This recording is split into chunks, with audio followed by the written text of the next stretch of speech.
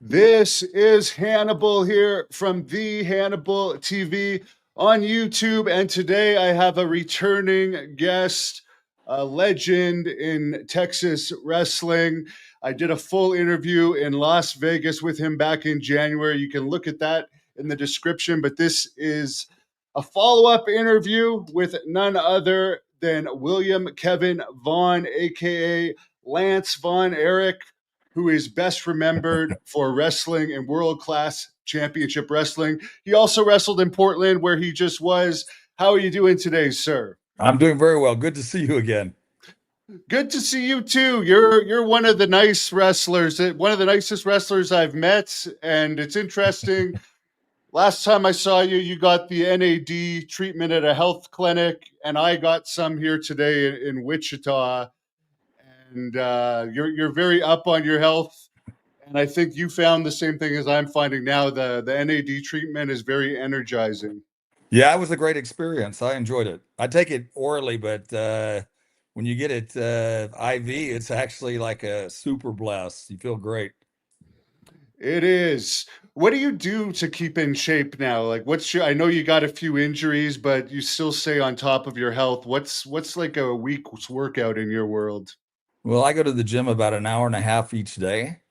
The problem is both of my shoulders are messed up, so I'm going to have them resurfaced here fairly soon so I can go back to really training.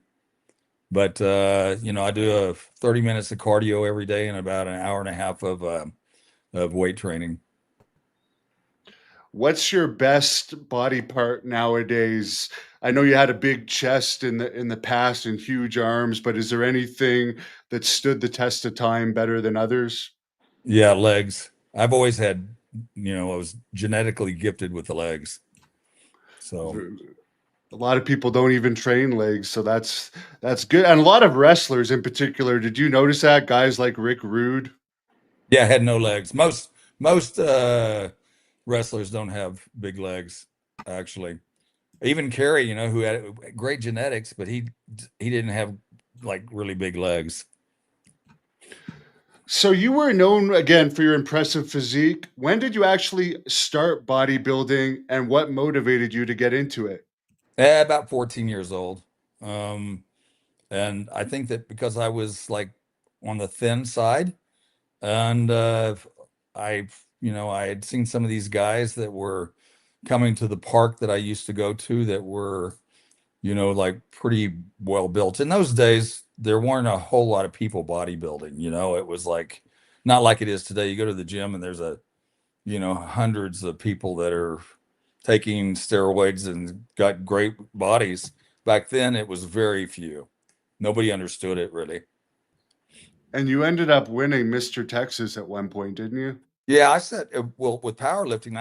I set state and national records actually, and yes, in bodybuilding, yes, and also in South Africa. I actually won the South African championships. So there's been a lot of misinformation about your history with the Von Erichs and if you were a fan or not, which we'll get into in more detail a bit later. But how did you first hear about the Von Erichs? Were you fans, or was it actually that day on the golf course where David Manning discovered you? Knew nothing about the Von Erichs except for one time. Uh, I don't know when I just started, maybe working out, 14 years old. I had seen a match just by accident on television, but I was never a wrestling fan. It's nothing that I aspired to be, never even thought about it. So, So was the main motivation there the money that they were talking about, or the fame? yep, only the money really, actually, supposedly. When I spoke to David Manning, he was like, "You got to come to the world famous Sportatorium." He didn't say it like this, but the Sportatorium. And initially told him I wasn't interested, and he kept, kind of pursuing, uh, uh, like following me around, asking me if I would like to, at least think about it. And then he gave me his card and said, "Come see me at the Sportatorium." And after a couple of weeks, a couple of my friends said, "Well, why not? Go see him. You have nothing to lose." And what were your impressions of the Sportatorium when you saw it? Were you impressed with the crowd, or were you more looking at like where you were telling me before the electrical issues in the building, the rat infestations, and kind of like turned off like, oh, I thought it was going to be more impressive than this? Well, yeah, when I had seen it, it just looked like a big barn, and so I wasn't impressed at all, you know. Although, when they filled the place up, it had a great vibe. Just throw in a couple fan questions here or there that are watching live. This person wants to know who was the nicest person you met in the business and who was the biggest jerk. And you don't have to go into that much detail. The nicest, well, there's a bunch of them that, the young bloods I liked a lot. Steve Simpson, loved him. And funny enough, Billy Jack Haynes, he was actually a really nice guy. I liked him a lot. And I know he doesn't get, like a lot of people didn't like him because he was hot tempered, but he's a really super, at least to me, a really super guy. Is it true, or did he ever tell you at the time you knew him that they were thinking of using him as an actual Von Erich at one point? Supposedly, he told some people that they wanted to bring him in as Billy Von Erich. I don't know, but I don't think so because I think he would have told me. He never mentioned it, and I'm sure, I lived with him. He was a nicest guy in the fact that, he lived in Gresham, Oregon, and he was living with his aunt and uncle, and he gave him a house to live in, but he was staying there, and he actually had me stay there. He never asked me for any money. He had a Corvette, and so we'd go to the towns together, and we talked, you know, all the time because obviously we lived together and rode to the towns together. Um, but super, to me anyway, super nice guy. You did get in a fight with him on one occasion. Was that a knockdown, drag out fight? It No, was okay. no, it was just and it kind of hurt my feelings in a way because what happened was he went to Japan for 6 weeks and he left me with his girlfriend. And I don't know if she had said something to him. I never said anything disrespectful to her. I never came on to her. I mean, Billy was my friend, but I know in his mind, he thought that I tried to sleep with her, I think. So was it just a matter that you're fighting kind of as you're explaining it to him? Did he attack you and you're just self-defending yourself, or is this a face-to-face thing where it gets physical and then calmer heads prevail? No, it was not a big deal at all. The only thing that happened was that I ended up leaving, because I knew that we would get in a fight if I stayed. So I moved in with Steve Simpson. Is there anything about Billy Jack Haynes that might surprise us to know about him from being actual roommates with him? He, at the time that I knew him, he wasn't drinking, he wasn't taking drugs. I think prior to me meeting him, he had gone to prison for drugs, but he was very straight, and he had a great sense of humor. Truly a great sense of humor.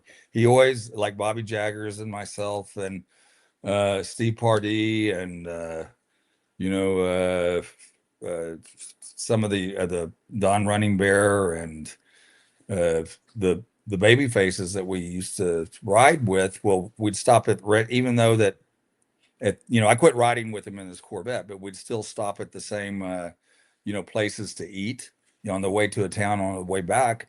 And he just had a great sense of humor. He would do stuff that would just make us all laugh. He told me that he was never really into girls or groupies that much because he had alleged that he was raped as a child. Did you notice that too? Or you mentioned he had a girlfriend. Did you see him interact with girls much during the scenes when there was lots of groupies around?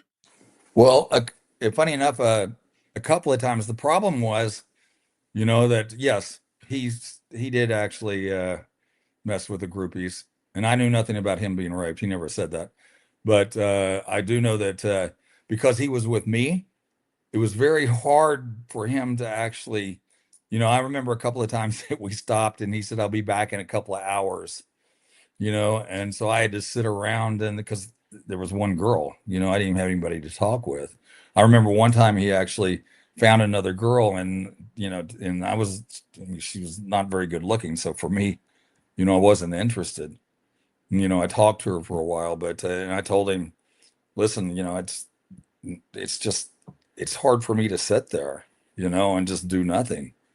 So after that, he never, with me anyway, he never messed around with any of the groupies after that.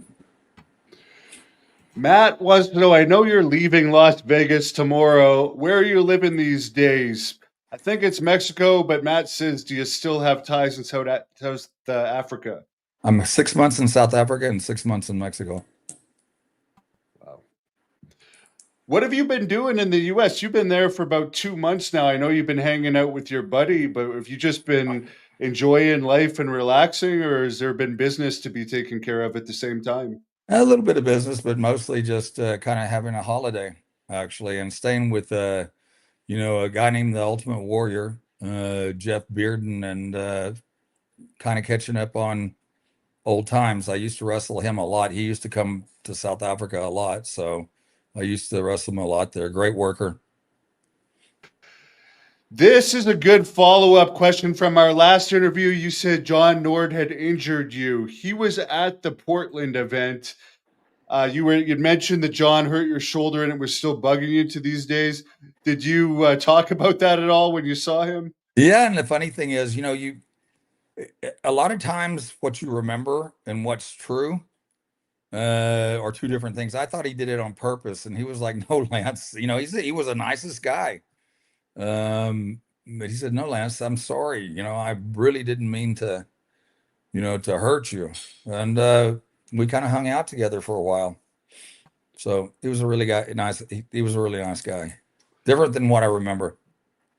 You got a fan here from Israel. And yeah, probably back when you knew him, there was probably a lot of other stuff mixed into his diet. Which do you find that changes people? Because some people will say, and I know there's a whole variety of different things people took back then, from recreational stuff to party stuff, and then just the bodybuilding supplements. But I've always noticed that it does make people more hot tempered and sometimes more irrational when they're on a lot of bodybuilding stuff. But I know it affects everyone differently. What are your thoughts on that? Well, I never had it might have made me a little short tempered every once in a while, but nothing like you know what what people say that, and I'm sure there are people that actually, I guess, if you take enough steroids, that it can make you highly aggressive. Um, I think if you mix that with alcohol, then maybe you'll have a problem. But um, for the most part, I mean, you never know with what wrestlers are doing, because they're doing all three, four, recreational, they're doing steroids, they're drinking, and so all three, and so who knows? Did you feel a lot of pressure having to live up to the Von Erich name? You'd only been wrestling a short amount of time by the time you came in as one of the Von Erichs. Did that add more pressure than if they were just going to bring you in with a push? Of That you had, course, yeah. of course, and especially because I was working twice a day, and so and nobody, I needed, and I'll be the first to say that when I went to uh Oregon, I didn't know what I was doing at all. But I think that's everybody that starts in the business. That's why they send you somewhere else. And a lot of times they don't even put you on television. But Don Owen needed somebody new in the, and he liked the way I looked, and he needed somebody new because they've been using the same people there for, I guess years. And so he was looking for something, different. And I told you last time, that the one thing he said, don't go to, Dallas, stay here and then work 3 or 4 years and then go, to New York or go somewhere else, but not to Dallas. You'll never get over on the boys, and if I was to actually go back in time, that would be probably the one thing that I would have done differently. I must have missed when you name dropped Jeff Breeden, but Phil is asking, is this the guy that was part of the Land of Giants in Japan? I don't know. I can You, ask him. I can ask him quickly is he in there? somewhere. Okay, Yeah. yeah. If you ask him if he's back over, if next time he walks over, or you can go get him. It's up to you. Hey, Jeff. We might get a cameo here as a bonus.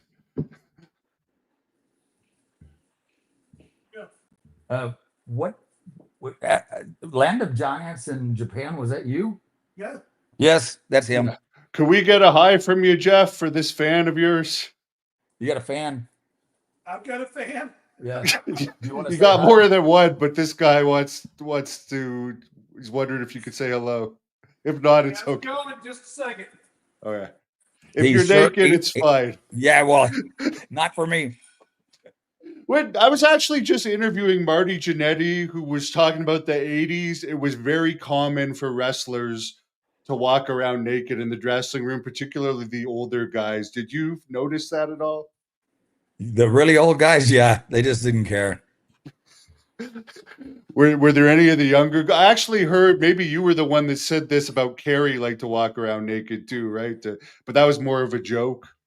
Yeah, I tell you, Dewey, the the missing link. Oh, there he is.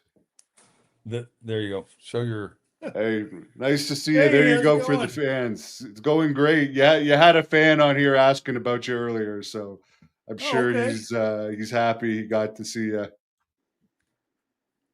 How's it been being roommates for the past couple of months? Oh, it's been great and stuff. A lot of catching up to do. What are you up to these days? My wife and I have a public relations company. We also do we ghostwrite books. Oh, nice. So I've been busy and stuff with her and her businesses. Very good. Anything you can tell us about Lance before you go? Any dirt you want to let us in on? We had a great time working together in South Africa and India and every place else that we've, got a chance to be in the ring together and stuff. We had great chemistry and stuff. So it was always fun to be in the ring with him. We were talking about India. We drew a house of, they just had on television a couple of nights ago, that big, wrestling extravaganza in Toronto. Yeah. And they pulled a house at 38,000, and we did that in India every night that we were there. Oh, wow.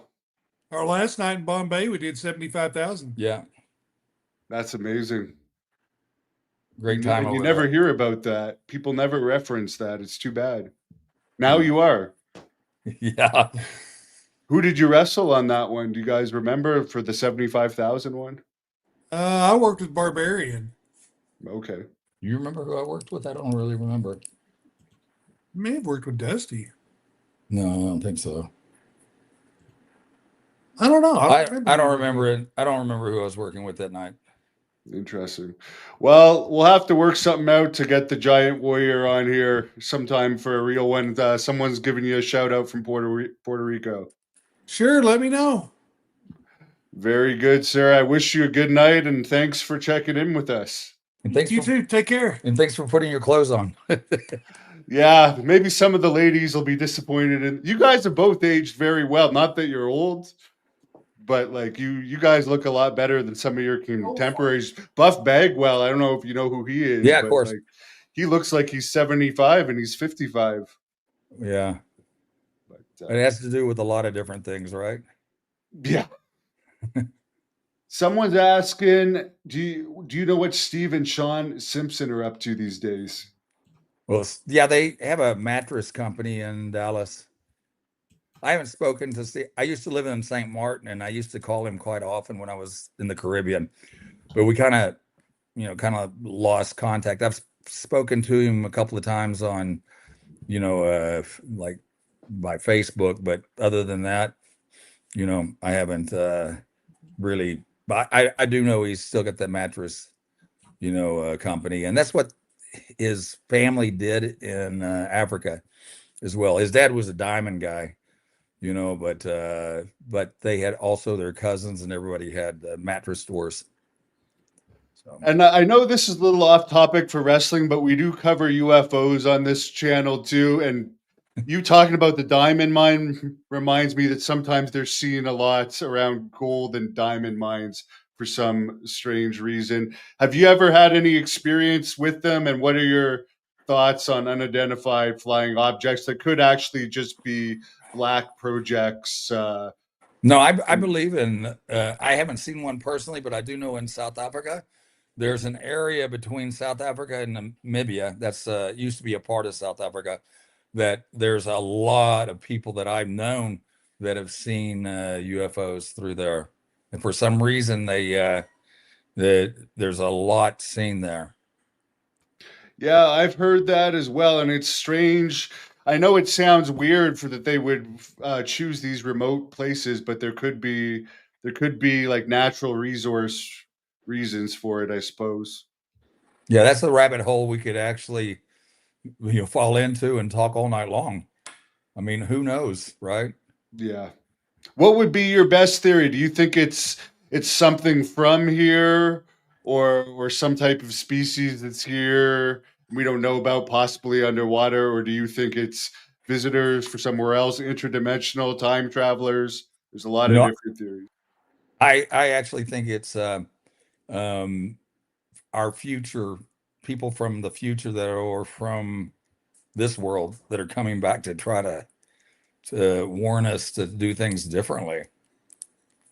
I mean, if you look at the world, we're on the brink of, World War III. The whole world's messed up.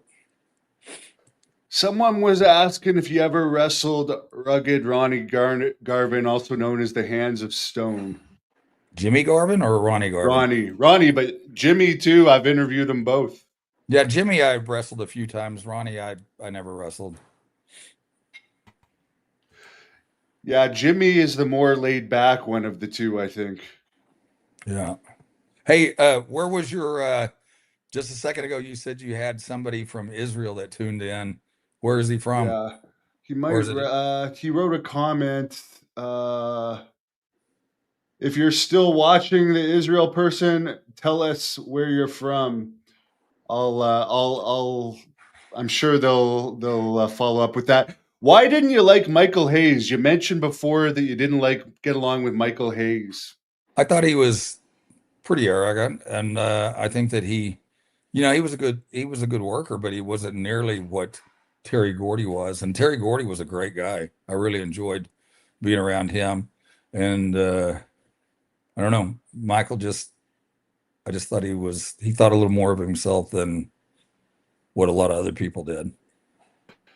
And the third one, Buddy Roberts, a lot of people say he didn't bathe very much and his clothes were often stinky. Did you notice that about him at all? Maybe once or twice, but it wasn't like all the time. I think that he maybe, because our trips were tough, man, and if he didn't have somebody taking care of him, if you're on the road 300 miles to get somewhere and you had to turn back around and drive 300 miles back and the next morning get back up again, it's kind of hard to actually do all the stuff that you need to do, much less, I mean, you get a couple hours sleep maybe, and then you're off again. I mean, that's not all the time, obviously, but our schedule was it was grueling. Someone actually had a good booking idea and they wanted me to ask you. I think I mentioned it to you the last interview. AEW has Kevin Von Erich and his two sons under contract right now. A cool angle, and you kind of already know MJF, maybe he could get you in on this, is to have like a fake Von Erich group led by you and maybe two other wrestlers feuding with Kevin and his two sons. Is that something you would ever consider? Yeah, maybe. Actually, sounds pretty interesting. Yeah, I mean, there's genuine heat. It seems like today, for some reason, they want to stay away. Like when there's genuine heat. For instance, in Toronto, you had the American national anthem being booed. I hope that they try and get some sort of Canada versus USA feud going in wrestling right now to capitalize on that. Yeah, it's great, actually. And a couple weeks ago, this woman named Thunder Rosa in AEW, she made a mistake and there was a huge botch in the match. Everyone thought there was heat between the two wrestlers. And then she came out the next day making a statement that we all praised each other in the back after. It was a simple mistake. We're all friends. We didn't get our instructions properly from the agent. It won't happen from again. We learned from it. Would that ever have happened in your days? And what are your thoughts on kayfabe being gone? Yeah, kayfabe in our territory was pretty strong. I think that's why, them saying that I wasn't a Von Erich, actually, they felt betrayed. I think if I hadn't been a Von Erich and it had just been, another wrestler, I don't think anybody would have cared one way or the other. I heard Ric Flair talking about you. There's a clip up there. He said he remembered you, didn't have anything bad to say about you, but he said he didn't have any recollection of your match. I guess he wrestled so much back in those days. It's no surprise. I'm sure he liked wrestling you better than Kerry, who he always complained was half out of it. But did Rick have any advice to you moving forward? Like, did he say, "Oh, this is a good gimmick, stick with it," or did he just basically have match advice for you? Well, he had match advice. He just said, "Kid, just follow me. We'll make it through. I know you're green, but we'll make you look good." And yeah, he actually had told me, and I don't remember where it was. He had said, "Dude, you're gonna have a hard time, in the, like in the role that they picked for you." That's all he said. Today actually would have been Mike Von Erich's 51st. 51st birthday. Yeah. Could you share any memories of Mike for us? And the other thing I wanted to know is they put Mike in the Hall of Fame, the WWE Hall of Fame. They, in fact, put all the brothers in, and the fans can weigh in on this too. If they're going to put in all the Von Erich brothers, technically you actually did more in the business than Mike. Do you find it strange that you weren't put in that class too, or with the way everything ends, is that what you would expect? Well, I think that's what I would expect, but it doesn't hurt my feelings at all. I don't care. Life worked out good for me. And, matter of fact, I think I told you this before. I wouldn't have had the opportunities that I've had if it hadn't been for me quitting the Von Erichs. It sounds like a great, like it's kind of like a fairy tale story in a way, that, I mean, you take this guy and then making him a Von Erich and they're so they're so over, but it didn't work out that way. It actually hurt me instead of helped me. Cause I mean, if the money had been commensurate of the job, it would have been a different story. But if you're fame, no matter how much fame you have, if you're not making any money, what's good is the fame? And fame is, how this goes. Fame is only as good as when you're in the eye of the public. They forget you really quick. It doesn't matter who you are. Oh yeah, 100%. Or if something goes bad, you can be, especially these days, canceled pretty quick. Yep. You can go the other way. So as far as Mike Von Erich, I know I kind of went on to the Hall of Fame there, but what could you tell us about your memories of Mike? He was a nice kid, but he was always with Chris, and they just seemed like kids. I mean, they were, but especially Chris. But Mike just I don't think he had any interest at all in the business at all. He was forced to do what he was doing. And I think that if he had his choice, he would have been a cameraman or done something other than, I think he would have wanted to have some kind of role in wrestling, but not as a wrestler. Do you happen to remember his last girlfriend before she died? Because I've been in contact with her lately, and I'm probably going to be talking to her. Yeah, I met her. I don't really remember a lot about her, but I met her. Someone's asking about Sankbar Akbar. A lot of people want to know. I know you didn't really have much direct on-screen stuff with him, but did you know him at all in the back or anything? Not at all. Not a bit. I might have said something to him twice, but hi, you know, that's about it. You were close with the Ultimate Warrior. You told me Yep. you did autograph sessions with him. I actually watched the match that you had with him. It's a really good match, and I think you went over on him from what I remember too. So, am I right on that? Yeah, Yeah. yeah, I mean, I had a few, but sometimes he beat me a couple of times, and you And know, your physique was comparable, but what I wanted to know is like he's got a lot of workout videos online and stuff. What do you remember about how he would work out? Did you ever work out with him on the road or anything? a couple of times. I mean, he wasn't overly strong. Took, you know, he had good genetics. As He was lucky, you know. The one of the reasons that I quit is because when I very first started, when David Manning met me, I was in extremely good shape. I was about 270 pounds. That's not heavy. I've been much heavier, but you know, and then when and I was actually very good most of my time in Portland. I think all of it. And then when I went back to Dallas, I just had no time at all to actually train. You know, I was working too much and traveling too much. what would be like the typical workout length when you're on the road and wrestling 7 days a week? Would you get in there for an hour in and out, or would you still put in some time in the gym? Probably about an hour and 25 minutes. I used to work out with Steve a lot, Simpson, What are but about a, you okay? sorry, about an hour and 25 minutes, hour 30.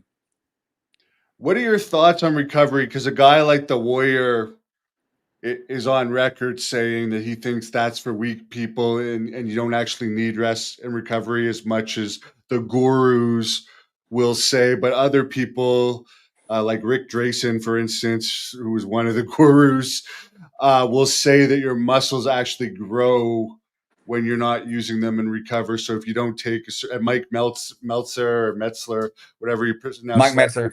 yeah, he would be a big proponent of like workout less for maximum gains. What are your thoughts on that? You know, I'm from the old school. You know, Arnold would do 30 sets of chest. You know, I think you have to listen to your body. Everybody's different. Mike Metzer, his thing was from, you know, Nautilus. And their Nautilus thinking is, you know, maybe two sets, 6 to 8 reps to failure, you know, but I mean like failure. And supposedly if you actually work out as hard as, you know, uh, Mike did, you wouldn't be able to do anymore. And I've tried that kind of workout, and it's true, you can't work out anymore, but you're doing your whole body, you know. But it's just what works for you. I mean, things have, you know, I think the thinking's changed a bit. We probably did overtrain back in those days. I think a little less, especially as you get older.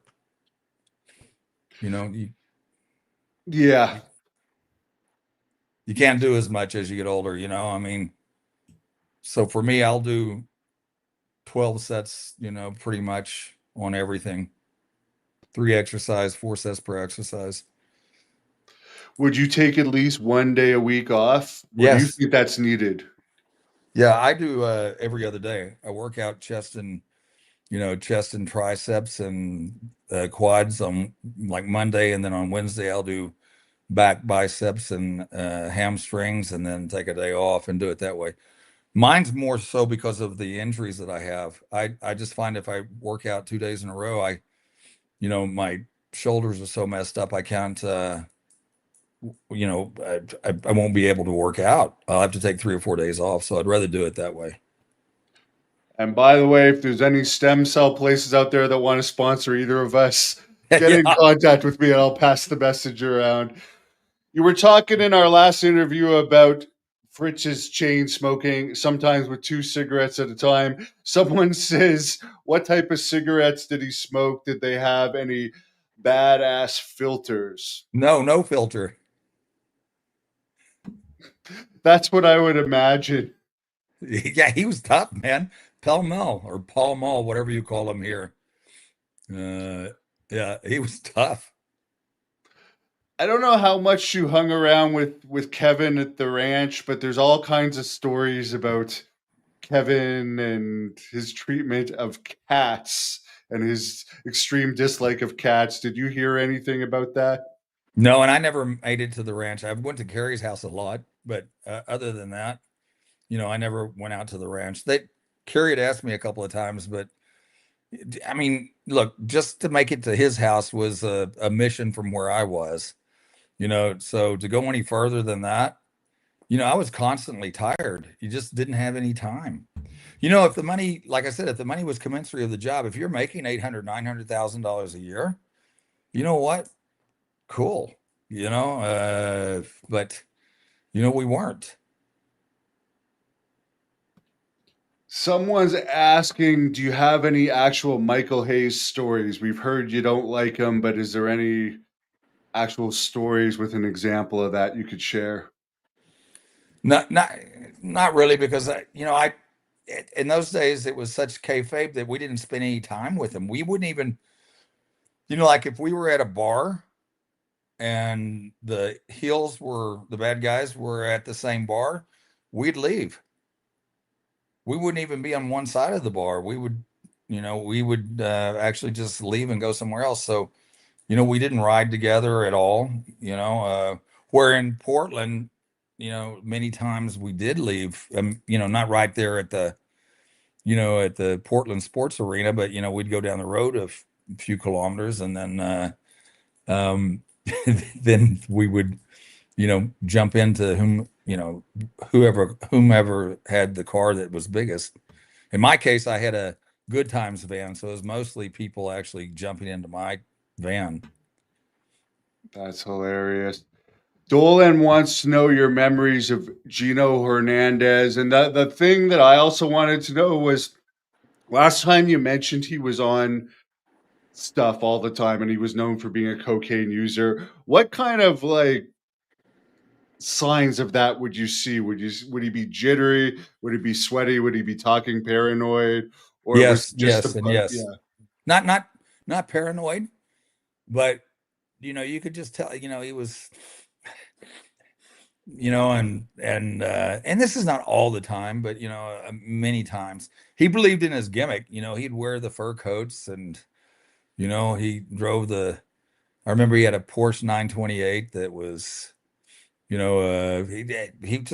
played the gimmick, kind of like how Flair did.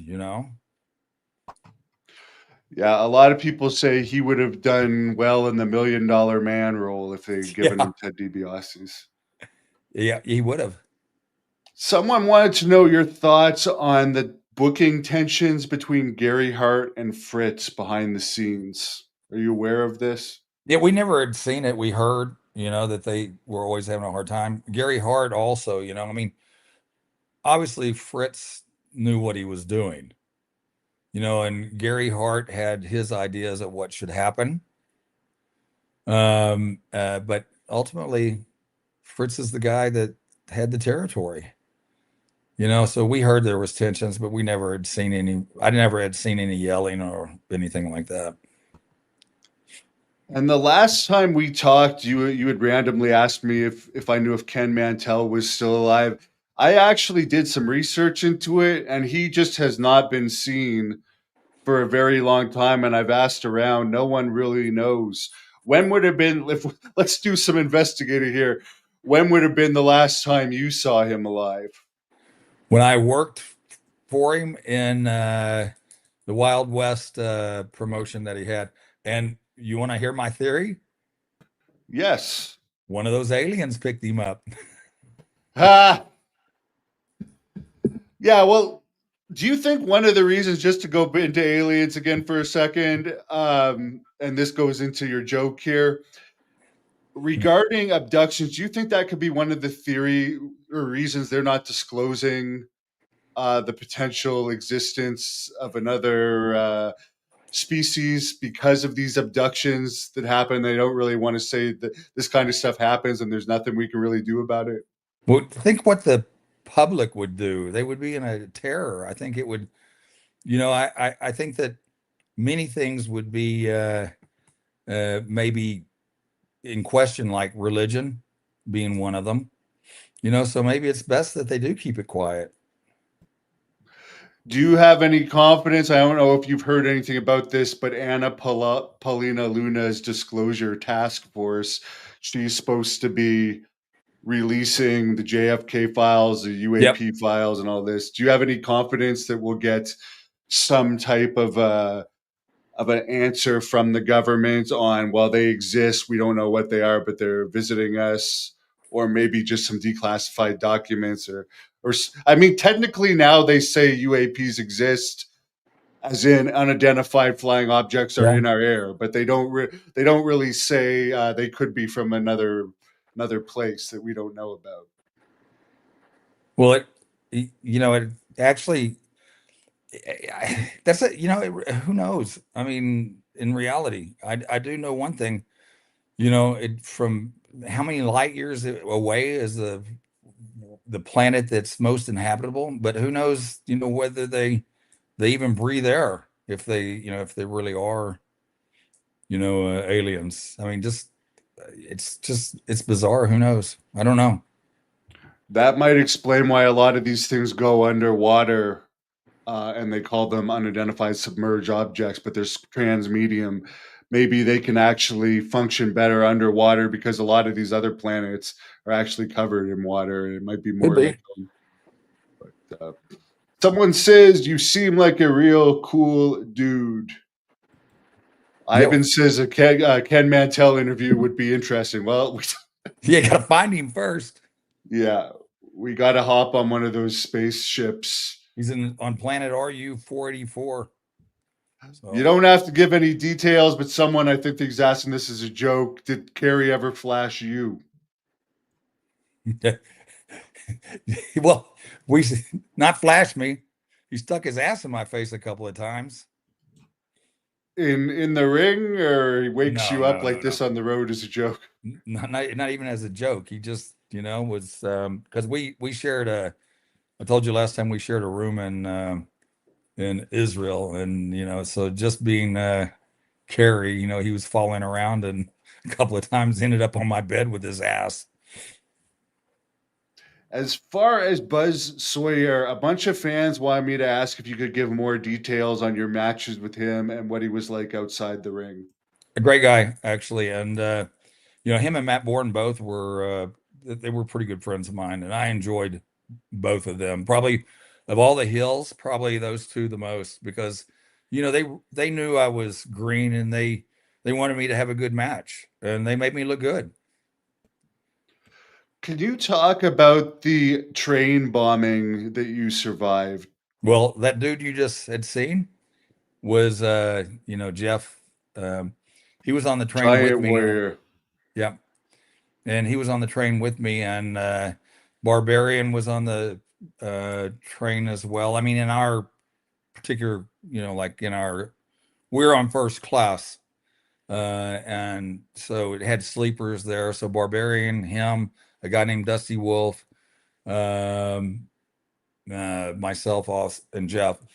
And I remember that that Dusty had said, well, it was me first that actually had noticed that there was something going on, because a guy from like third class, and in India, when they're third class, you can really tell they're very poor people.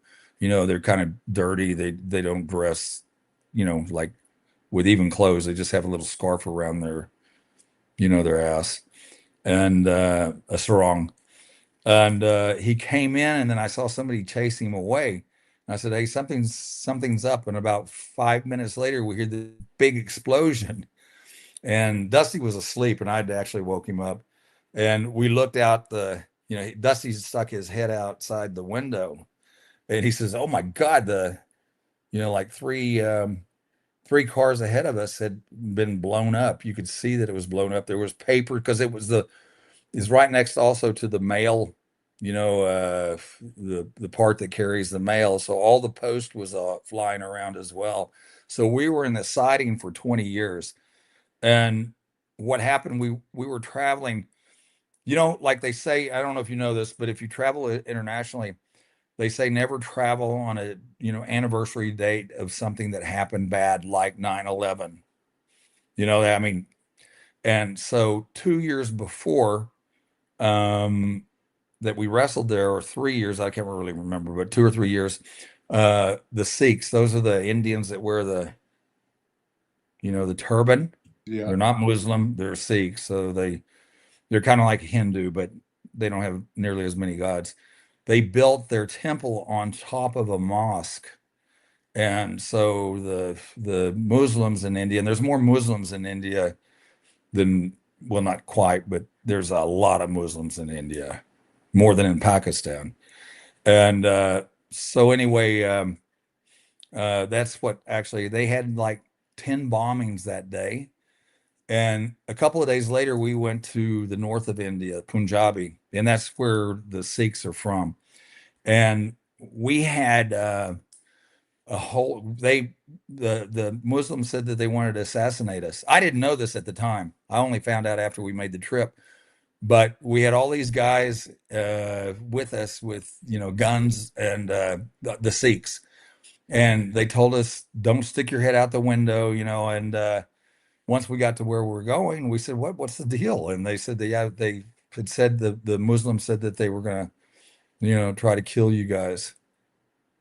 So our hotel was like very, we had where we were staying, we had the military police, we had the Sikhs, their own police, and they were just everywhere. So we felt like every hallway, every passage where the restaurants were, everywhere we had guards. There was another incident you were involved with that you told me about off camera last time, where you were trying to save a dog that was getting abused. I think it was in Mexico, and you ended up getting jumped by 4 people. Could you share that story? Yeah, there was I'm a big time animal lover. And so I feed, in where I live in Mexico, I feed the homeless dogs the best I can anyway. There's so many of them.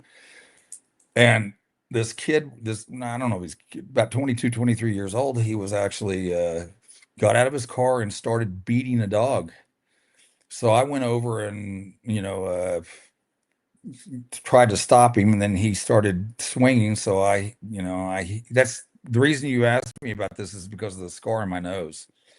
And what I didn't know, because I couldn't see into the car, there was 3 other guys and a woman, and they all came out. So I was like, fighting them all. And the dog did get away. So, at least that happened. What kind of an asshole does that? Just gets out of a car and just starts beating a dog? There's a lot of evil people. Yes, there really is. The more you research it, or you've seen it firsthand, but I've been researching some events lately, and I've been noticing that. Well, look at people that molest kids. I mean, you got to be a real sicko to do that, or to actually, make animals suffer, but there's a lot of people that enjoy that. Why is somebody a serial killer? Rapist. I mean, it's just crazy. Brian got your book, Lance by Chance. Make sure you guys pick it up. That's what got him out of the shadows, which we'll talk about more later on. Someone wondering your thoughts on Hulk Hogan. I don't really know him, other than the fact that I had a friend come from South Africa that he was living in Florida. Had a friend that came from South Africa to Florida, and I was helping him kind of learn how to wrestle. I didn't learn how to wrestle until after I left the States, in reality. And this guy was a Cuban, that grew up in Portugal. And anyway, the promoter told him I was going to be in the States for 10 months. And this guy actually flew to meet me in the States. Anyway, he found out where Hulk Hogan lived, and actually, after he had kind of learned how to wrestle, he went to meet Hulk Hogan and Jim Neihart and also British Bulldog. And then they, he asked me because I don't know if it was British Bulldog or, Hulk had said, bring Lance with you. And so I went over to see them. I can't remember what part of, I think maybe it was Tampa, or I don't know where they were living at the time, but it's kind of interesting. He, a nice guy. I like him. I never worked with him. I never worked in a territory he was. Good question, because I know you're a car guy, or you were at one point. Ryan wants to know, what was your first car? My first one? Yeah. A 65 Mustang. Oh, nice. Far from the beaters that most of us get. And what's your favorite car been after? You can continue first, though. Look, whenever I worked for the Von Erichs, I drove, and I think I told you the story, when I drove into the parking lot of the world-class Sportatorium, I was driving a new Jaguar. And back then there wasn't a whole lot of Jaguars. And I remember everyone was like, what the fuck would you want to actually wrestle for? But my favorite car, I bought a 911 twin turbo, and that I've had two. The second one I didn't get a twin turbo because the turbo went out on it, and was a 10, and it had two of them, but the one went out. It was $10,000 to fix it. And I was like, yeah, okay, well, it's one thing to pay for the car, and it's another to keep it, to do the maintenance on them, because when it goes wrong, it goes wrong. What's your ride in Mexico? I'd be afraid to leave anything out on the streets there. Well, I just wrecked one of the cars. Actually, is a Jeep Grand Cherokee Limited. They're not great cars, by the way. I like the way they drive, and I have a Toyota Land Cruiser that's great. I bought it 20 years ago, and it's still going strong. And it looks new. You were just talking about the missing link walking around naked in the dressing room. Brian's wondering if you ever wrestled him. Yeah, I did a lot. He had an interesting gimmick. He didn't have to do a lot. He just banged his head around, and you'd maybe give him a backdrop and a couple of suplexes and maybe a slam, and and a count out, or it was the easy match working with him. And he lived on I remember driving many times with him and dropping. He lived on a nudist colony, so we'd always drop him off on the way to, on the way back from the town to his nudist colony. Yeah, I heard Dark Journey, and I don't think it was in Dallas that she managed him, but she went there with him once, I think in Mid-South, to one of his colonies, and she said seeing little kids playing badminton at a nudist colony, you can't look away, apparently, she found, but it was hard to comprehend. The funny thing is, when I lived in St. Martin, there was I don't know if any of your, your people that are watching right now have ever been to St. Martin, but they have a nudist beach there. And the funny thing is, I didn't take off my clothes. I just had shorts on. I didn't even know I was on a nudist beach, but everyone on that beach shouldn't have had their clothes off. Not one person had a good body. They were actually is exactly the opposite. It makes you wonder why they'd ever want to take their clothes off. Yeah, I can imagine, and I've heard lots of stories like that. Hopper wants to know if you ever met Andre the Giant. Did not. There was a video put out by Jim Cornette that I actually sent you the link to. You hadn't seen it. I didn't see it before our first interview, but somebody sent it to me, and told me to get you to address it. And it didn't match what you had told me in our first interview. So let's just get your full Sure. response of what you thought about it. Well, you ask me the questions you want to know because Oh, okay. So let's get it started. Okay, so what he basically said was you were a big fan of the Von Erichs before you were a wrestler, right? didn't That's how even it know started. didn't even know who they were. Okay. Then it went on to you had already been wrestling in Portland unsuccessfully. Well, that's where I started. They sent me to Portland, and if they had actually done it right in Portland, what Fritz should have had them do is not put me on TV. Just do house shows for a few months. That would be the most logical thing. These guys that work up north for McMahon or that company, they go to a camp to I'm not a camp, but they're trained. It's a university type thing. Yeah. And I'll use this example. I started powerlifting and let's go to bodybuilding because I was actually better at, probably actually I was really good at both. But if you take somebody, no matter how good at genetics they are, and you don't if they don't have anybody helping you, if you don't have anybody to train you or tell you how to work out, you'll never do anything. You have to have help. And I don't blame anybody because, the last thing I would want to do after driving 300 miles is to, go to the Sportatorium or wherever it is and have to help somebody to learn how to wrestle. It's just not what, I would want to do. You're already worn out. So I don't blame anybody, but, I didn't have a lot of help. Sandy Barr helped me, but, he only had so much time. He had a lot going on.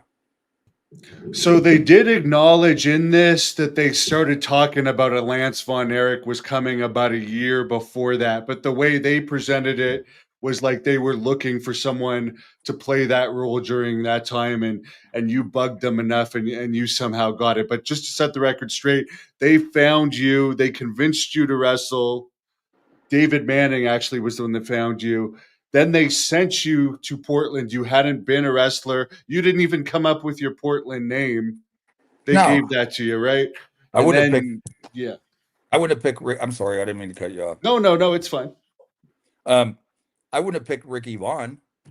First of all, and second of all, that I, of course, they, I as well watch David Manning. David Manning did a interview. And I just kind of stumbled on it because I never watched any of this stuff for years and years and years. It's only after I got some offers to do some stuff while I'm here in the States. And I said, well, why not? I'm here in the States. And it kind of gives me a chance to tell my side of the story.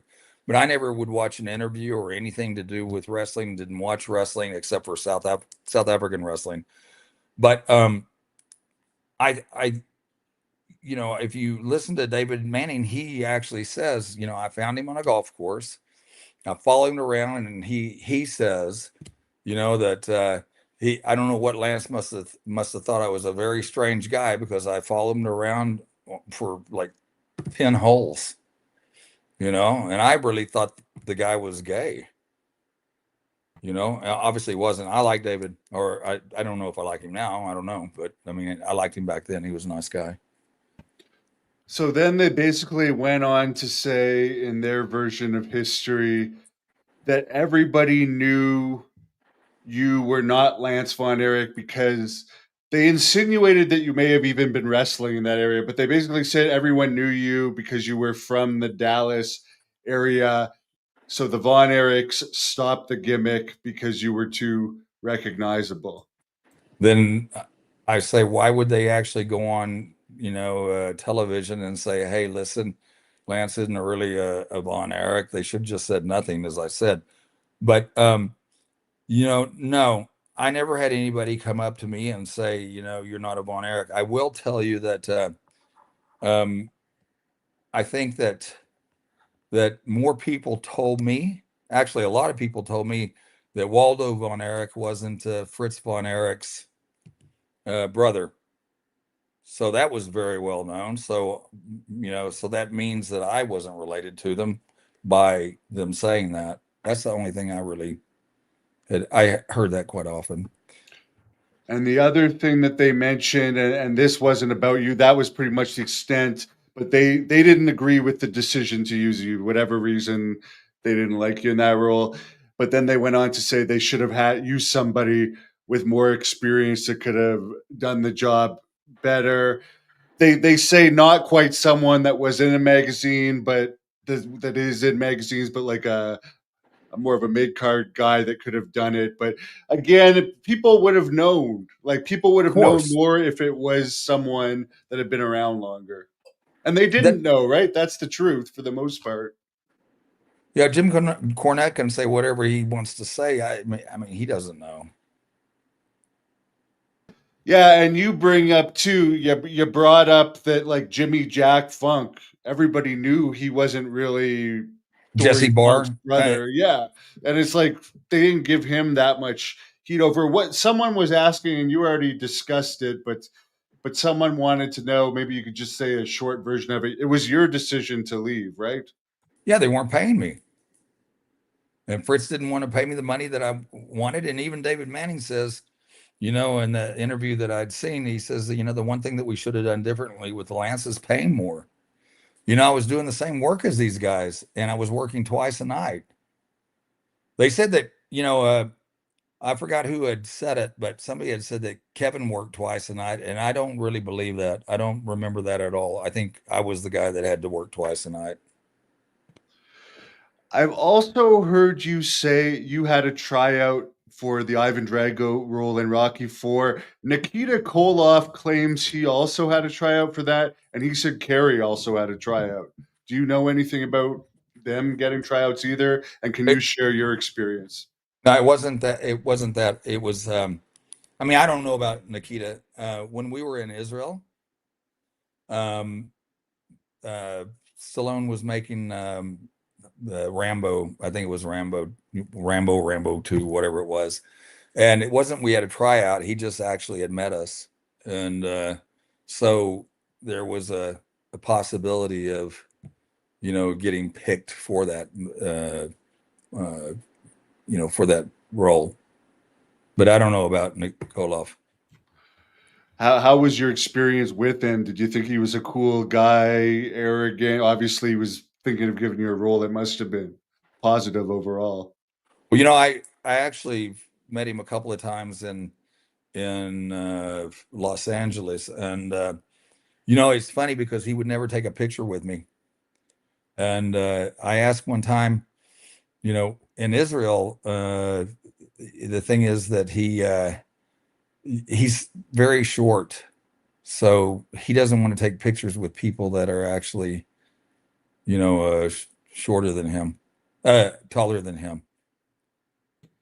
Interesting. You should learn that wrestler's trick of standing on your tippy toes when you take a picture. Ryan says, how serious jail time was Kerry Von Erich looking at to take his own life? Because mentions he was a Greek god. He probably would have been protected inside, but more importantly than that, he had kids. But I think drugs screw a person up where they don't make rational decisions. But that's my view of it. Yeah, I think he had a lot of issues going on. He wasn't happy. Um, I don't know. There was talk that it could be up to 20 years. Yeah, that's pretty serious time. So In yeah. reality, he probably would have got a lot less because I think that he was well known enough that I think they'd been lenient on him. Any thoughts on Iceman King Parsons? That great guy. I traveled with him, and I think I told you this last time too. But it's funny because I traveled with him through Oklahoma, Louisiana, and Mississippi. We did a run through there, and so I rode with Iceman King Parsons and also Skip Young. And I've never had soul food before, and these guys, that's all they wanted. So we stopped at all the soul food restaurants, and they would order chitlins, and just the smell of chitlins is horrible. And for people that don't know, it's intestines. And the lady, the first time I ate them, and the last, by the way, the lady that cooked them, she knew Iceman, of course, and Skip. She goes, "Don't worry about it. They're cleanly. They have to be clean. It's all about the cleanliness." And they tasted like soap. They were clean, but horrible. And I guess, I guess there are people that really like them. I mean, I like collard greens, but the soul food restaurants were very different than what I was used to. Colonel De Beers had the South African gimmick. I'm not sure if you knew him over there, but he passed away since the last time we talked. Ed Wiskowski? Yes. Yeah, he went by Mega Maharishi in Portland when I was there. He of all the people that I've wrestled, he's the only person that ever bitched about me being too stiff. I mean, but bitched. He hated for anybody to be stiff with him. He worked like a feather. And I don't think I was thinking, boy, I would have loved for him to, this is later, but I would have loved for him to actually work with somebody like Kevin. Yeah.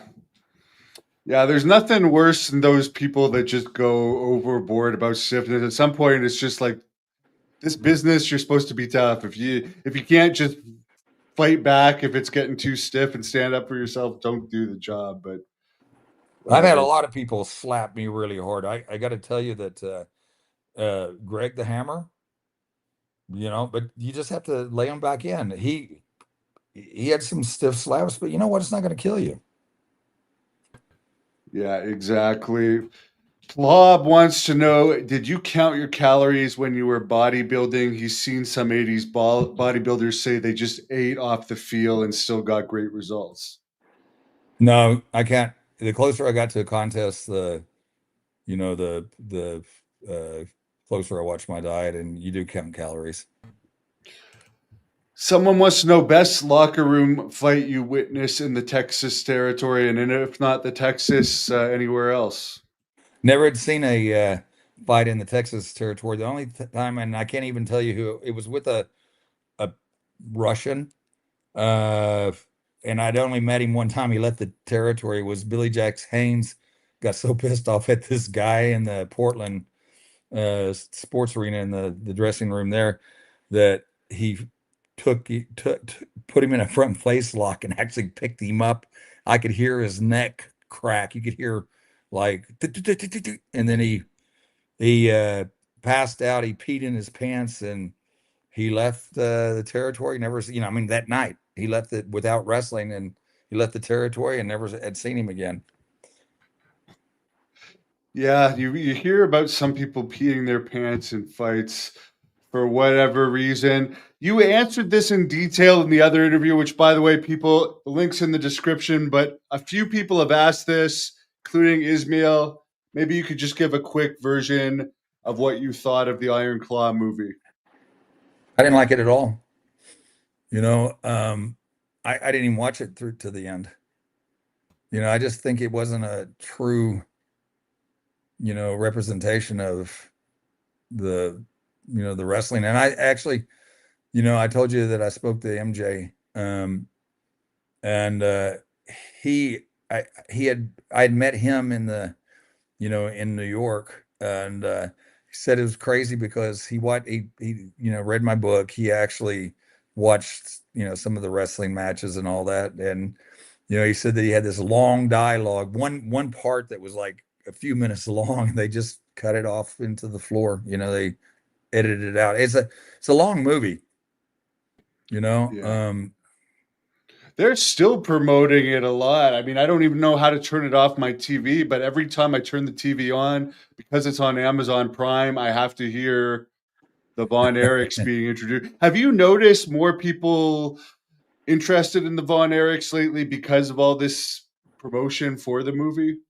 Well, I think that I wouldn't be doing these interviews if it hadn't been for the movie, and I think that I would have done a lot more if they hadn't cut me out of the movie. Yeah, maybe they'll do like, and I hope they see this because I'll maybe make a clip of this, but you guys should do a director's cut and put the Lance part in it, because that is too bad, because that really would have been good for you financially, just as far as more people buying your book and so forth, which has been doing great, by the way. Where can they get Lance by chance? They just, if they go on and Google it, Lance by Chance, it'll put it to Benny Barry, the guy that actually had written the book, and they can order it there. And there you are. Is that one of the free birds you have in a headlock there? Who knows? And are you hunting, or is that from your military days with the weapon? Oh no, that was a movie in Israel. I mean, that I actually had. I tried out for a movie in Israel, and they had me shoot this AK-47. And this is your Fabio days, right? You have the. Weren't you in soap operas too? Yeah, in South Africa. Yeah. Yeah, you look like a romance novel. You've had so many different parts of your personality, because that doesn't look unfitting to you, but you also have the part where you bicycled across the Congo side to you. Well, the book is it's interesting because it's people that don't like wrestling or didn't grow up with wrestling or whatever would like the book, because part of it's about the story, what happened, like the train bombing and me riding a bicycle through, Africa, and 3 months on a bicycle, not a motorbike. And so it's just some of the things that happened to me along the way. Me being on the airplane when we wrestled in St. Martin, it's kind of weird because we wrestled in St. Martin a couple of times many years ago, and the one time pretty much everybody knows that Chris Adams he headbutted the co-pilot, and so in the book it tells about that as well, and them redirecting the plane, and they actually were going to put him in they were going to charge him with air piracy, which carries a minimum of 20 years. So they were going to put him in jail for 20 years. And nobody would testify for him. They asked, his lawyer had asked like everybody to testify. There's only a few of us that actually really seen it. I was right there. So, and I think Kevin was too, but Kevin I didn't or wouldn't. I don't know. I don't know anything why. But they asked me, and Chris said, please, it can make a huge difference in whether I go to prison or not. He did 6 months time in jail, but with my testimony, they let him go because they let him drink too much on the plane. And, they also were liable. He also did a lot of drinking in the airport, but, I don't think that they brought that up. And speaking of your movie, for anyone that doesn't believe us that MJF was going to play him, there he is with one of the actors of the Von Erich. What did he get anything wrong about your look with this look? This is MJF dressed up as you on the Iron Claw set. Yeah, I don't think he looks anything like me. He's shorter than you. You didn't have hair on your chest. No, and I hope my hair didn't look like that. That looks more like Kevin's hair. Yeah, and the guy that they had playing Kevin looked more like Carrie, and the guy playing Carrie looked terrible. He looked like, that was one of the things that just took me right out of the movie. Is like, the guy looked like a pip, to use the word pipsqueak, like playing Carrie Von Erich of all people. Yeah, I didn't first of all, the actors didn't make sense to me. I got to tell you, I like MJ. He was a nice guy. He was very gracious. I enjoyed my 15 minutes with him, whatever it was.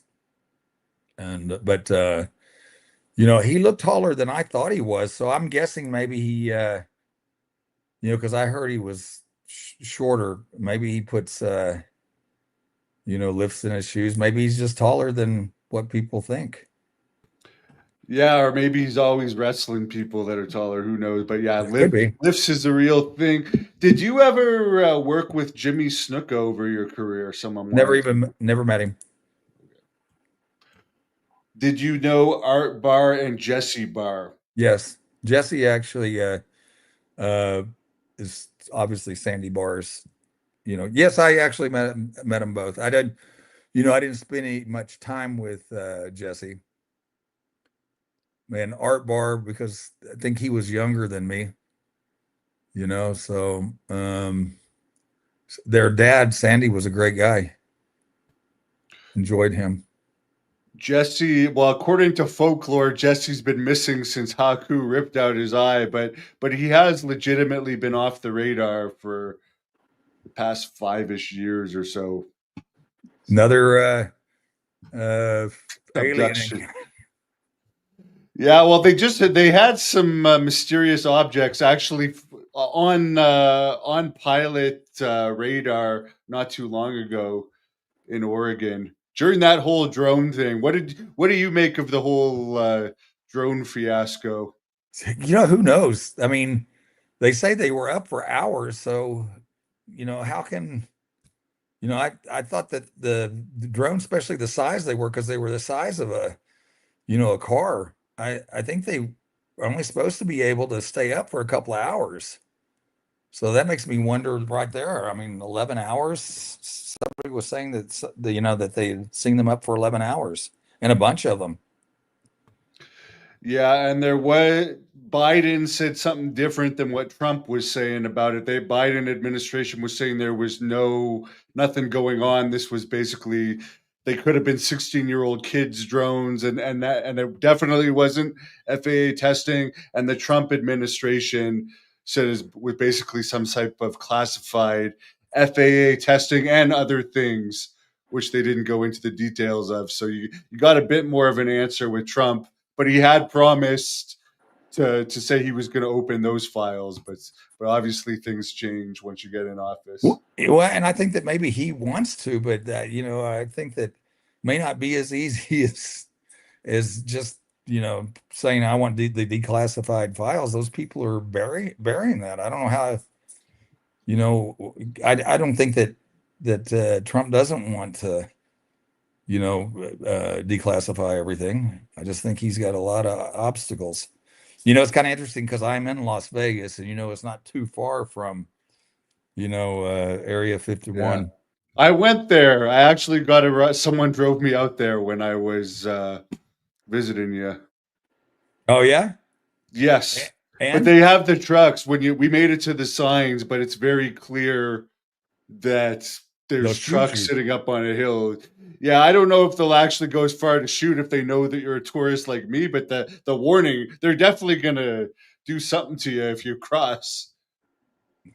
I guess it depends on how far you get in there, but I Yeah. wouldn't want to try. No, but it was a fun drive, and it's weird. There's a lot of cows roaming free around there. We the first day we went to the wrong place, and luckily I found someone because they call there's something called the Area 51 Museum that they make it seem that's where it is. In fact, it's 3.5 hours away from the Oh real wow. Area 51. But yeah, So just is it worth going to see? if you want a picture by the sign and just to be in the area and kind of let your imagination run free, I didn't mind the drive at all. I was going during sunrise too, so the scenery to me was well worth it, and to say that I've been there was worth it for sure. I want to believe that they re-engineered flying saucers. I hope they have, and I hope all that's Yeah. true. Well, apparently there's at least 59 areas now. Because Elon Musk says he said he's been to Area 51. He said there's nothing there anymore, but he says there's other areas, and he says he actually leases property at an Area 59 that's somewhere out there in that same section. So he might have a point. Everybody knows about Area 51. The absolute most classified stuff might not be there anymore. Well, you know that if you were talking about aliens and all that, I think he's an alien. Yeah, I mean, a lot of people believe that hybrids could exist, and some of these most successful people definitely could be these super intelligent people. And you always hear with these abductions, what are they doing? They're collecting sperm and like reproduction stuff. But yeah, definitely. There's some people. Even Vince McMahon is suspicious just with what he's able to do. You always hear he hardly sleeps. He's like a machine. He's nowhere near Elon's level, but some of these people you got to question for sure. Matt Groening, with The Simpsons. I mean, Yeah, how is it possible that they get everything right? I yeah. think he's a time traveler at least. Well, we're gonna know more when these declassification files, and we're heading towards the finish here. But someone's asking about the Mister Universe competition. I didn't even know you entered the Mister Universe. Yeah, not NABA Universe in 1993. I got really sick though, and I actually I dropped out. Interesting. So yeah, so you can't answer his question on if you enjoyed doing it because you didn't quite make it to it. Yeah, I did the prelim, but I'd kind of overdosed on diuretics, and not a good thing. You can actually die from it. Yeah, which you hear about in MMA a lot too. People passing away, cutting weight. This person wants to know, how did the other competitors treat you? Is it a close knit community, and did you enjoy it? I would assume you did not enjoy it. Well, the part that I didn't finish, I would have. I think I would have placed. Someone's asking if you ever wrestled in Japan. I believe you did, but you didn't like it, if I'm not mistaken. Hated it. I didn't like the food. I was the only person there that wasn't Japanese, so um, yeah, I hated it. Was the pay good at least? The pay's really good. I mean, for the Von Erichs going over, that's $10,000 a week. Wow. Why did everyone like Don Owens so much?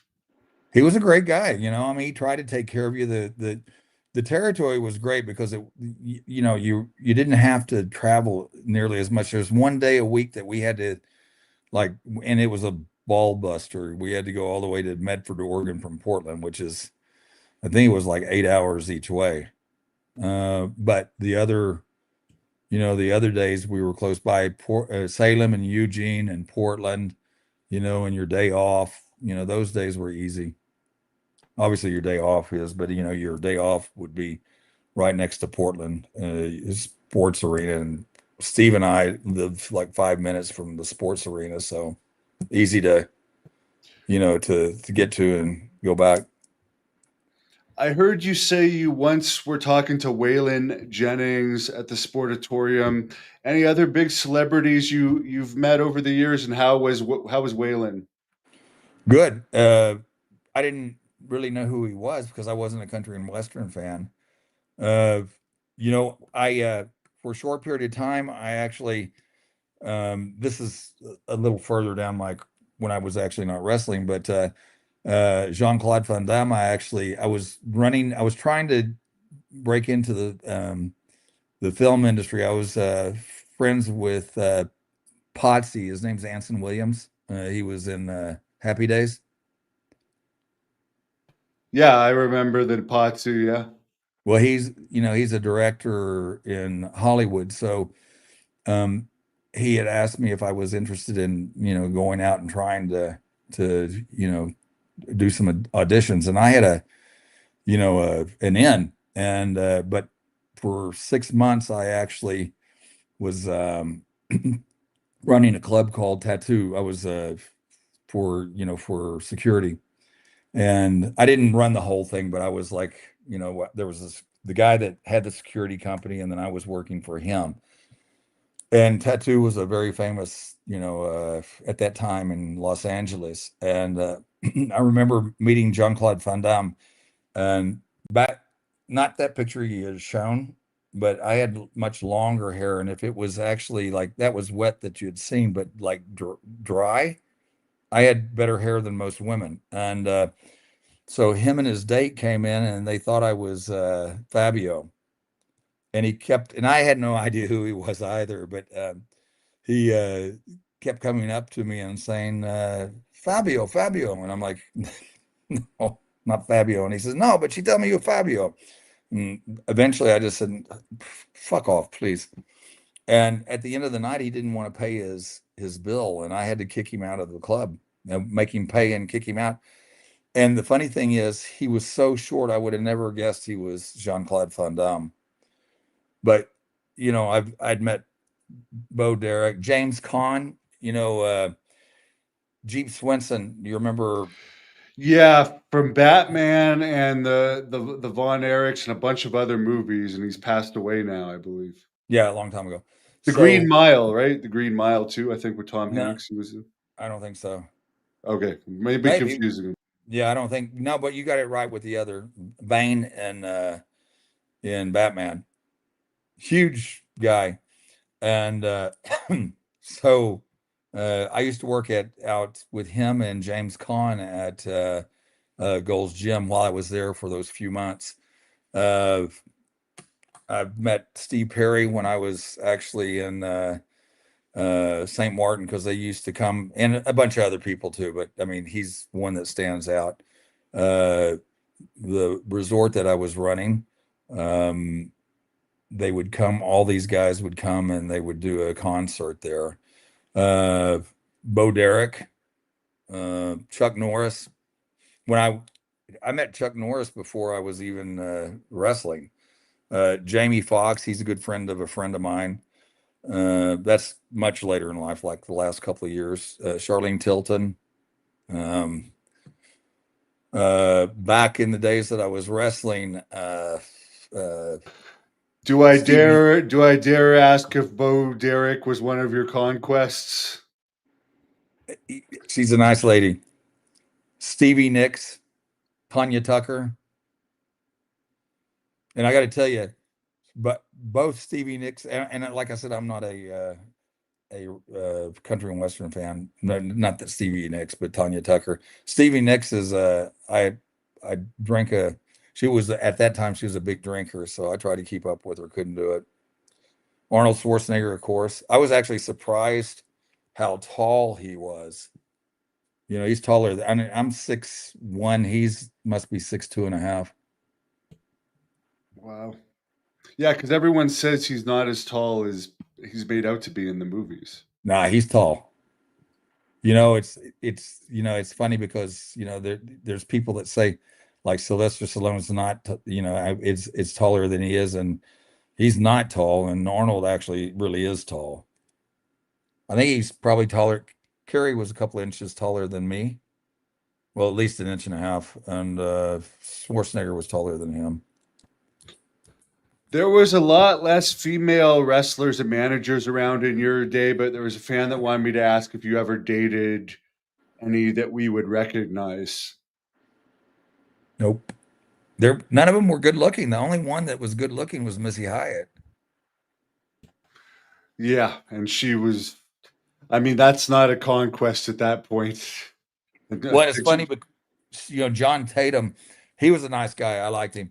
And Missy Hyatt, on a couple of times I'd been out at bars with her, and she liked me. And I think that she used to flirt with me. And I think that if I had tried, I could have taken her with me. But John I worked with, so that's just not a good that's not a good recipe to have success with people you work with. Yeah. Apparently he killed someone in a DUI incident in Bill Watts' territory. Did you ever hear about that? It caused a big payout from Bill. No, didn't hear it. But he was oh my God. I just have to ask you, this is a joke. Did you even see John Cena's heel turn against The Rock? Someone's asking your thoughts on it. No, the funny thing is my friend and I, because I never watched the wrestling, and my friend had it on because he's got pay-per-view. So I had come in from Mexico, and or maybe it was Oregon, I don't know. And so he had it on, and I missed all the women's wrestling. Then I'd seen the match before Cena and all them were in the booth, in the boxes, and I watched that. He thought it was over, so he turned it off. So I didn't see that last part. And you were saying something before I asked you that. There was a little pause. You were about to finish something. I think it was also about the girls wrestling. Okay. Just a couple more here about your legacy. Where do you see your legacy as both Lance Von Erich and as yourself, William Kevin Vaughn? Look, my, I think you read about how my life turned out. My life turned out very differently. I'm really well known in South Africa, not in Mexico, but it's kind of nice when I go back to South Africa, everybody knows me. And, I used to own health clubs there and had a real successful business, and had a good wrestling career. That's where I learned how to really wrestle. And it feels like home. In the States, my legacy, I hope that people think that, I did add something or contribute to the Von Erichs. And I think that they lasted a little bit longer than they would have if I hadn't come along, because they needed a Von Erich on the card. Whether people, said I was a good wrestler or a bad wrestler. Again, I said I was green, and everybody starts there. I didn't come from a family that was, and I wasn't a second or a third generation wrestler. I had no desire to be in the wrestling. I did the best I could with, the time that I had. And I enjoyed working in Portland once I kind of knew what I was doing. Great territory. Hated working in, Texas, aside from the fame, because they were over more than, I mean, anybody. You could have a rock group and the Von Erichs, and they're going to get just as much attention as any rock group you could name at that time, but I hope I added a little bit to it, and I would have stayed a lot longer, and maybe things would have worked out different for me and for, the Von Erichs. But I think a lot of times you're pushed in a way, sometimes by whatever reason, that you should have gone in the first place. I mean, I've had many times that I didn't understand why something happened at the time, but it was kind of fate or God or whatever that pushed you in a different way for whatever reason, and it works out better for you than if you had stayed. And I think that's in my case that it made it changed my life. I traveled a lot more than I would have ever. I've been everywhere. I've done a lot, and I've lived in a lot of different countries. So, I had a good Yeah. life. And for anyone that questions, you actually extended world class. There's a couple of reasons, as you mentioned, they needed Von Erichs in main events.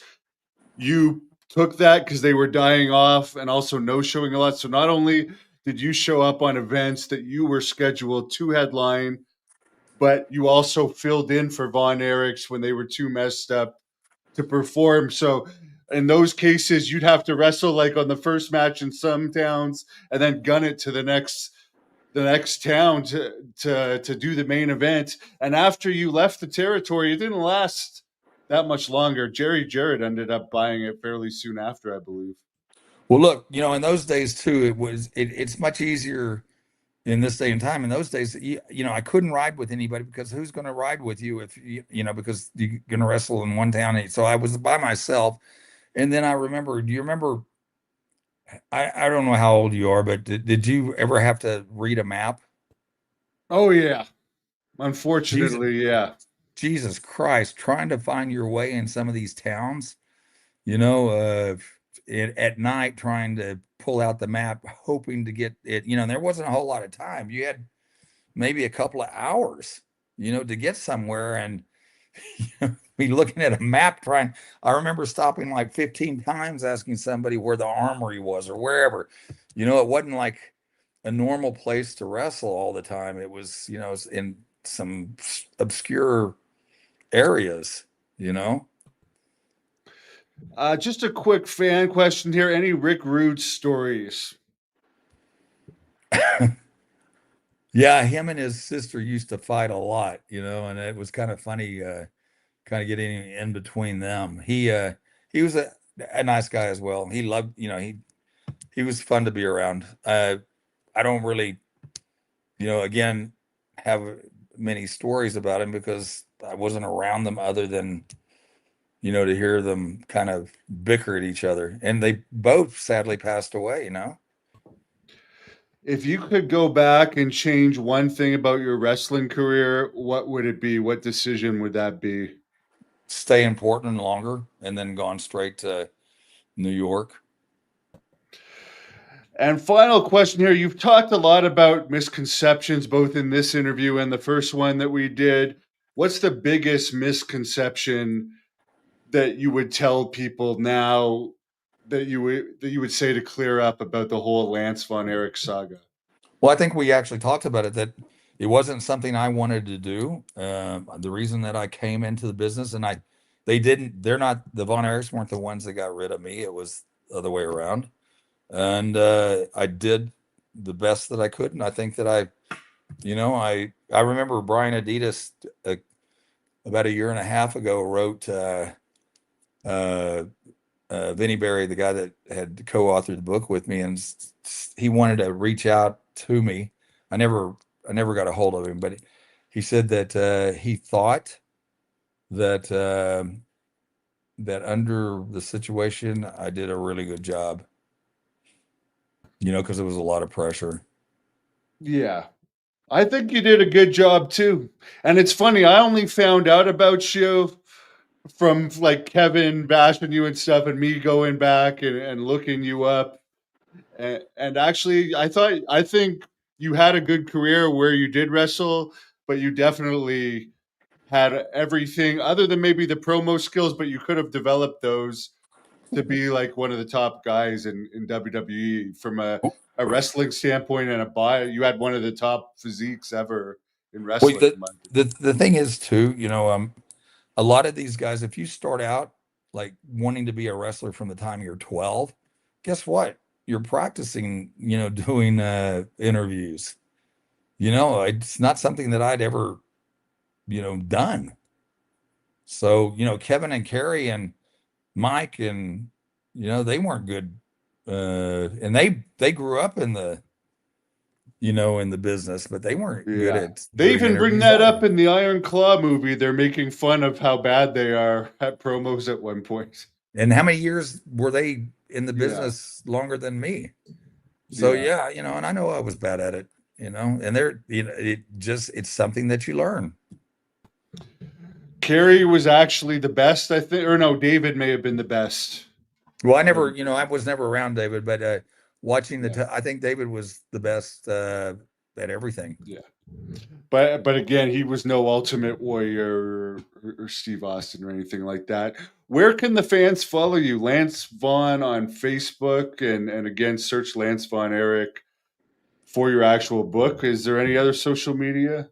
No, if you go to my my Facebook page, it's Lance Vaughn, and it's got a picture of me in a wrestling ring. I like that picture with you, and I think it's in your book, but it's not on the internet, where you have that famous long hair and you're in a pool or something and you got two girls with you. You're bigger than the Ultimate Warrior in that picture. Yeah, well, I was 315 pounds at that time. Wow.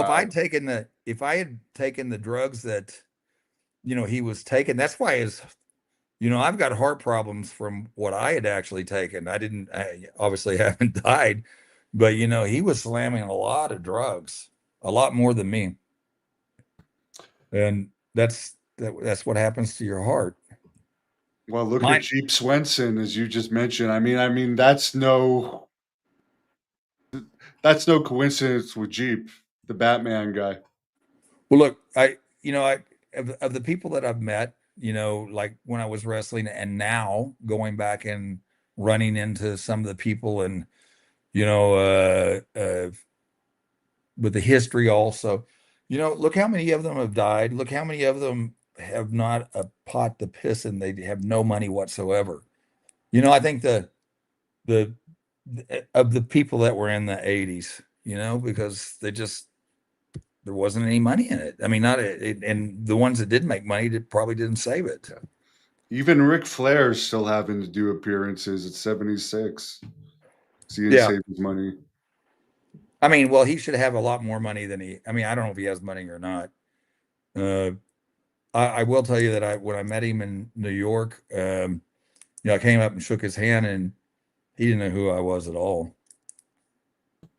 I think he definitely talked about you in a recent interview, but he may have been refreshed with the whole resurgence of the Von Erichs. But it's been great talking to you again. I really Vex, appreciate your time. I hope you have a wonderful trip to South Africa and back to Mexico. And I hope we cross paths again. But I'll let you me close too. this off with whatever you want to tell the fans. No, it's I'm glad that there's people out there that, because it's nice to hear people asking questions, and then instead of saying, "Oh, when you're a traitor, you let all your fans down," and it's nice to have fans that came up to me and and doing these signings that said, "Oh man, we think you got a rotten deal." Even the wrestlers that didn't know me, that are much younger than me, said, "We never had seen you wrestle or anything, but we think you got a really bad, a bad deal with those guys." So that's kind of nice to hear.